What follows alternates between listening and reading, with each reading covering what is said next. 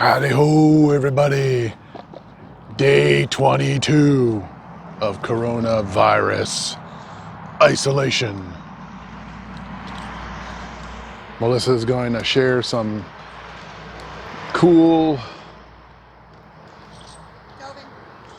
She's going to be sharing some cool ways to save money by doing home soil testing.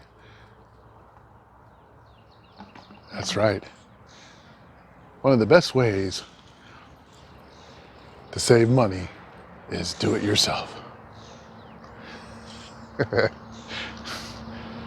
Trying to keep up. There we go. I'm starting to talk like Bob Ross. Gonna have happy little plants.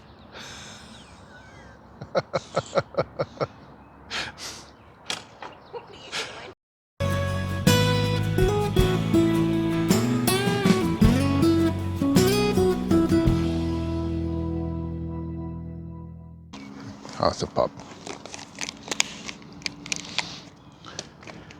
So, today was the first day of a full day at work at home.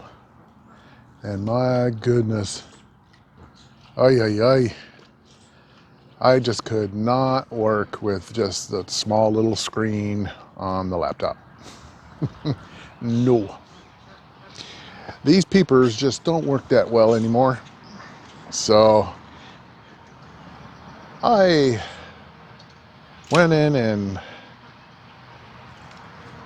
and used what I had available to me, which was an old ASUS LCD screen that I bought to replace the broken screen on my Alienware 17 laptop, which is like, I don't know, 9 years old. And yeah, even that wasn't too good.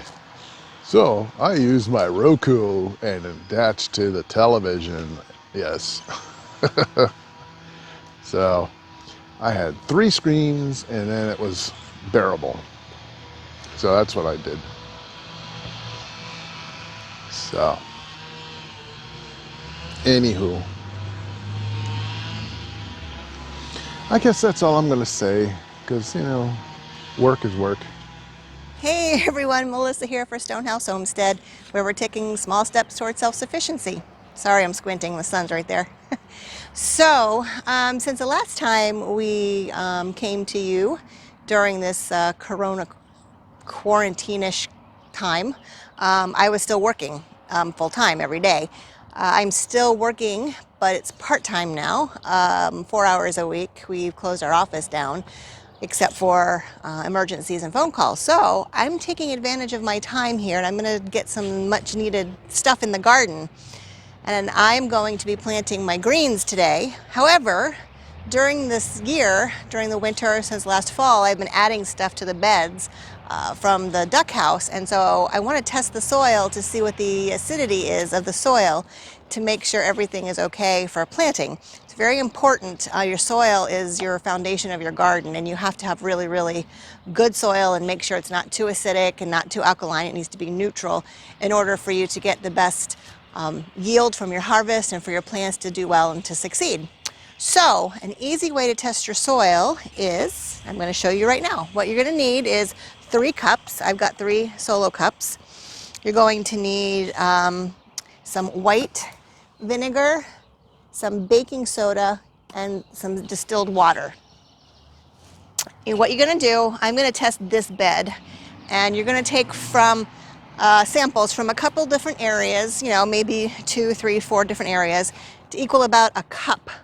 Not a full cup, but a 8-ounce cup of soil. So I'm going to just get a couple of areas and get some samples to test here. Let's see how my soil is down here. So I'm going to do some of this.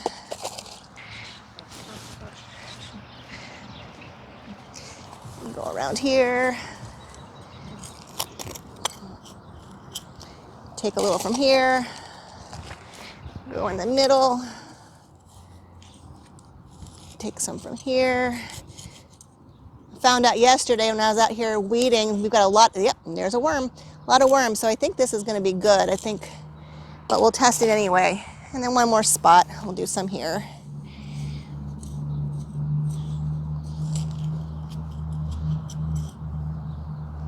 Okay, so just gonna mix it up a bit here,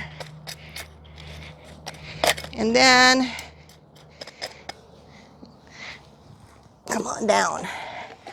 So I'm gonna take a little bit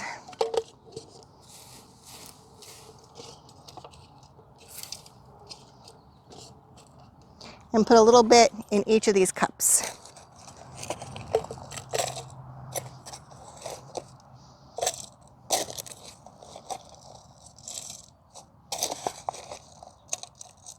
Now, the first test is going to be to check for the alkalinity of the soil.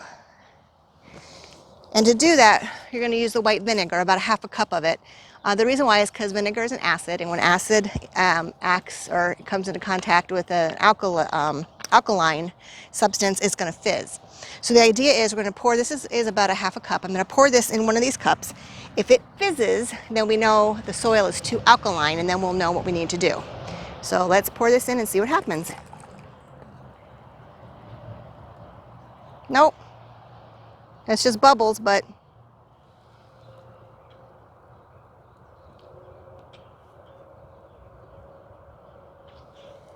I don't hear a lot of fizzing at all.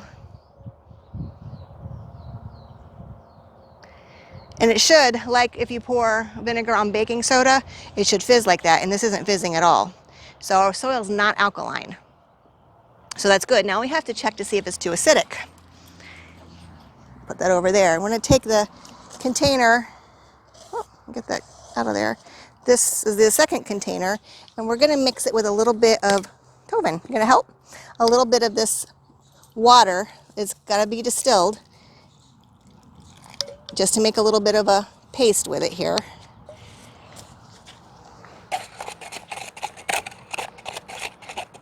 Kind of a muddy, slushy looking thing. And then we're going to dump a bunch of baking soda on here. I think they say 1/2 cup. I'll just dump. He's got the lid to the vinegar. Tobin.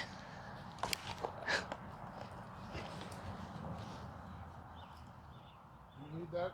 I don't need it. It's empty. Take 2. Gotta start all over again. So I've made kind of a slurry here with water. Make sure, again, like I said, it's distilled because the chemicals will cause a false reaction. And I'm going to take my baking soda here, and I'm going to dump about 1/2 cup of baking soda into this. If it fizzes, then we know it's too acidic because we've got an alkaline hitting possibly acid in here, and that's going to cause it to fizz.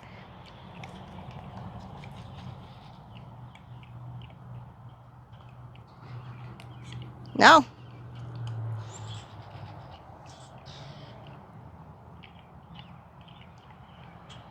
Ah, a little bit of fizzing going on there. Very, very little.